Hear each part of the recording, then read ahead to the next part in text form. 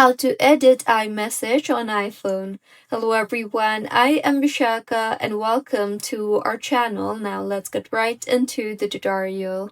If you want to edit a message on iPhone, then Apple allows users to edit their message within less than 15 minutes once you have sent it. So if you want to edit the message that you have sent within 15 minutes, then open the Messages app and then open the conversation where you want to edit the message. Now, tap hold on the message that you want to edit and you will see the option for edit. So, tap on the edit option you see there and then go ahead and make your changes and then tap on the blue check mark you see there in order to save the changes that you just made. With this, as you can see, the changes has been made and the edited message will show edited under it.